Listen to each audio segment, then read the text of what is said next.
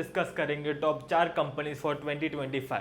I believe ये companies के जो सेक्टर्स है वो बहुत अच्छा परफॉर्म करेंगे 2025 में। देखो अभी दुनिया के जो मेजर इलेक्शंस है वो हो गए यूएस इंडिया के। अभी जो पॉलिसीज फॉर्म करेगी, जो सरकार बनेंगे 4-5 साल के लिए, मोर और लेस जो पॉलिसीज और रेगुलेशंस रहेंगे वो मोर और लेस स्टेबल रहेंगे। तो हम प्रेडिक्ट कर सकते हैं कि कौन से सेक्टर्स को फायदा होगा और कौन से सेक्टर्स 2025 में ग्रो कर सकते हैं। 3 चीज़ें जो मुझे लगता है बहुत मेजरली रोल प्ले करेंगे कौन से सेक्टर परफॉर्म करने के लिए, वो 3 चीज़ें हैं। पहला है रेपो रेट का कम होना। अभी रेपो रेट पिछले 2 साल से कॉन्स्टेंटली सेम रहा है, बट आगे जाके रेपो रेट कम होगा, और जब रेपो रेट कम होगा कंपनीज को फायदा होगा, जिसके वजह से कुछ सेक्टर्स बहुत अच्छा परफॉर्म करेंगे।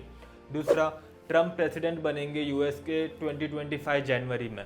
उसके बाद वो चाइना पे काफ़ी सारे टैरिफ्स टैक्सेस लगाने वाले हैं, जिसके वजह से चाइना को उनका जो गुड्स है वो सप्लाई करने में मुश्किल हो जाएगी यूएसए में, और उसके वजह से इंडिया को फ़ायदा होगा।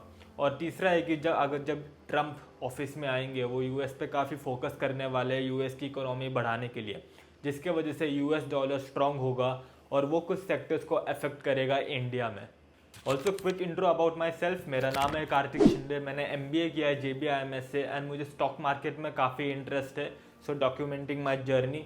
Also quick disclaimer, this is not an investment advice. ये सिर्फ मेरी रिसर्च है, मेरा ओपिनियन है।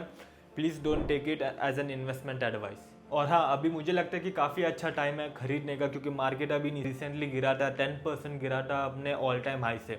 सो काफ़ी सारे अच्छे स्टॉक्स नीचे गिर गए जो अच्छे प्राइस पे अवेलेबल है, and this is a good time to buy. तो चलते हैं अभी डायरेक्ट स्टॉक्स की तरफ। तो पहला सेक्टर जिसमें मुझे बहुत पोटेंशियल लगता है, ना सिर्फ 2025 में बट फ्यूचर में भी, वो है एनर्जी सेक्टर। और एनर्जी सेक्टर में भी स्पेसिफिकली रिन्यूएबल सेक्टर, क्योंकि अभी कंट्रीज़ के पास ऑप्शन ही नहीं बचा है। सारे कंट्रीज़ को रिन्यूएबल एनर्जी पे शिफ्ट होना ही पड़ रहा है। अभी आप ही देख लो दिल्ली की क्या हालत हो गई थी रिसेंटली, आपने देखा था कितना पोल्यूशन हो गया था। तो कंट्रीज़ के पास ऑप्शन ही नहीं है। रिन्यूएबल एनर्जी की जो कंपनीज है वो काफ़ी अच्छा परफॉर्म करेंगे।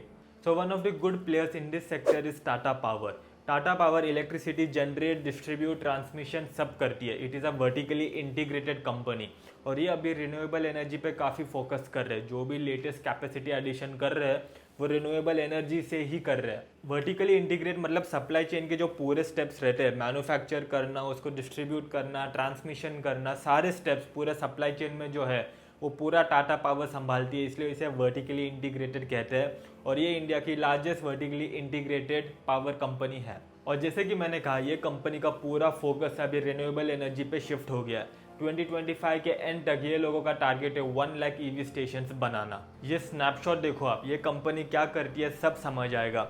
ये कंपनी इंडिया की लार्जेस्ट सोलर EPC कंपनी है। इनकी डिस्ट्रीब्यूशन और ट्रांसमिशन की कैपेसिटी देखो। ये कंपनी का टारगेट है क्लीन ग्रीन एनर्जी का। ये कंपनी काफ़ी बड़ी कंपनी और काफ़ी सारे बिजनेसेस हैं। टाटा पावर का टारगेट है 2030 तक 70% और 2045 तक 100% रिन्यूएबल एनर्जी से इलेक्ट्रिसिटी जनरेट करने का। इसका बैलेंस शीट भी काफ़ी स्ट्रॉन्ग है। इसका डेट टू इक्विटी डेट सब मैनेजेबल है। इसका रेवेन्यू प्रॉफिट भी कंसिस्टेंटली स्टेबल रेट से ग्रो हो रहा है। एंड ऑफकोर्स टाटा की ब्रांड वैल्यू है, उसके आगे क्या ही एनालिसिस करना। सो आई बिलीव ये कंपनी ना सिर्फ 2025 में बट फ्यूचर में भी बहुत अच्छा करेगी, और ना सिर्फ टाटा पावर बल्कि एंटायर रिन्यूएबल सेक्टर भी काफ़ी ग्रो करने वाला है। दूसरा सेक्टर जो 2025 में पक्का ग्रो करेगा वो है कंजम्पशन सेक्टर। देखो अभी इंडिया का GDP डेटा भी खराब आया। Q2 में इंडिया सिर्फ 5.4% से ग्रो किया। GDP स्लो होने का मेन रीज़न है कि प्राइवेट कंजम्पशन स्लो हो गया है। प्राइवेट कंजम्पशन मतलब आप में और जैसे नॉर्मल लोग जो जैसे खाना पीना, साबुन, इन सब पे खर्चा कम कर देते हैं, उसे प्राइवेट कंजम्पशन कहते हैं।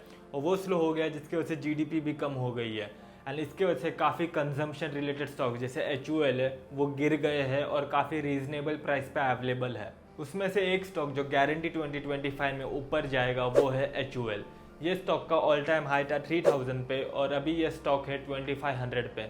16% 16 to 17% डिस्काउंट पे अवेलेबल है ये स्टॉक। और जब ये प्राइवेट कंजम्पशन ऊपर जाएगा ये HUL जैसे स्टॉक्स बहुत अच्छा परफॉर्म करेंगे।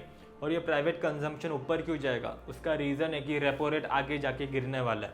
जब रेपो रेट कम होगा तब बैंक लोन जो है वो कम इंटरेस्ट पे देंगे, जिसकी वजह से लोग ज़्यादा लोन्स लेंगे और खर्चा करेंगे। जब लोग खर्चा करेंगे प्राइवेट कंजम्पशन बढ़ेगा, GDP बढ़ेगा और HUL का स्टॉक भी बढ़ेगा। और HUL के अगेंस्ट बेट मत करो यार, इंडिया की लार्जेस्ट FMCG कंपनी है। HUL के प्रोडक्ट्स हर एक के घर में मिलते हैं, मेरे भी घर में। अगर किसी के घर में HUL के प्रोडक्ट नहीं है तो प्लीज़ कमेंट में मेंशन करना, मैं देखना चाहूँगा किसके घर में नहीं है। Well so I think HUL will bounce back in 2025। देखो ये जो HUL HDFC के कंपनीज है ना, ये सेफ टाइप के कंपनीज हैं, मार्केट के अगेंस्ट भागते हैं। देखो अभी HDFC का देखा होगा अपने केस, मार्केट जब 10% नीचे गिरा था, HDFC 18% ऊपर गया था। सो ये ऑपोजिट कोरिलेट करते हैं। ये जो सेफ स्टॉक्स है, जब मार्केट जब में बहुत रिस्क हो जाती है, मार्केट में दुनिया में प्रॉब्लम हो जाती है, तब सारे इन्वेस्टर्स अपना पैसा बाकी स्टॉक्स से निकाल के इन स्टॉक्स में लगाते हैं और ये स्टॉक्स तब ऊपर जाते हैं। सो HDFC HUL सेम टाइप के स्टॉक्स है एंड आई बिलीव ये सिमिलरली जब मार्केट और नीचे गिरेगा HUL भी रन अप देगा। एक सेक्टर जो 2025 में पक्का ग्रो करेगा वो है फाइनेंस सेक्टर।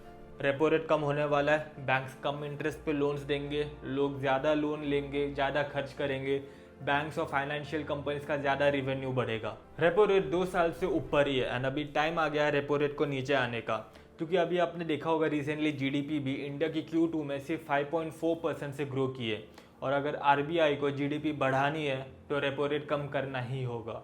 और 2 स्टॉक्स जिन पे मैं हेविली बेट कर रहा हूँ फाइनेंस सेक्टर में वो है बजाज फाइनेंस और छोला फाइनेंस। देखो बजाज फाइनेंस का ऑल टाइम हाई था 7,800 और अभी ये स्टॉक है 6,800 पे, मतलब अराउंड 14-15% डिस्काउंट पे अवेलेबल है ये स्टॉक। अभी ये बजाज फाइनेंस का 10 इयर्स का स्टॉक प्राइस का चार्ट देखो, 3 साल से उसी प्राइस पे घूम रहा है ये स्टॉक और इसका 10 ईयर एवरेज कंपाउंडेड ग्रोथ है 36% का।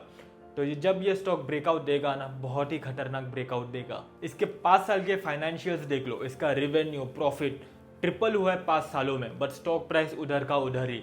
ऑफकोर्स ये स्टॉक भागेगा, I am making huge positions in this stock. Chhola finance के बारे में भी थोड़ा बता देता हूँ। ये कंपनी ने भी मुझे काफ़ी अच्छे रिटर्न्स दिए है हिस्ट्री में। इसका 3 साल का, 5 साल का, 10 साल का एवरेज रिटर्न्स देख लो, अराउंड 30% से ग्रो किया है ये हर साल। ये कंपनी भी बजाज फाइनेंस जैसे लेंडिंग बिजनेस में ही है और जब इंटरेस्ट रेट कम होगा तब ये स्टॉक्स बजाज फाइनेंस और छोला फाइनेंस दोनों भागेंगे 2025 में। अगर आपको अभी तक ये वीडियो पसंद आ रही है तो please subscribe invest with Kartik. तो ये रहे 3 सेक्टर्स और 4 कंपनीज जिन पे मैं बुलिश हूँ 2025 में और मैं भी खुद इन पे पोजीशंस बना रहा हूँ। जो भी रिजल्ट रहेगा मैं आके इन पे वापस वीडियो बनाऊंगा। आपको क्या लगता है कौन से स्टॉक्स 2025 में अच्छे परफॉर्म करेंगे? आप किन सेक्टर्स पे बुलिश हो कमेंट में लिखिए, मैं भी उन पे रिसर्च करूंगा और मेरा व्यू दूंगा। Thank you for watching this video. Please like and comment on this video and subscribe invest with Karthik. See you soon.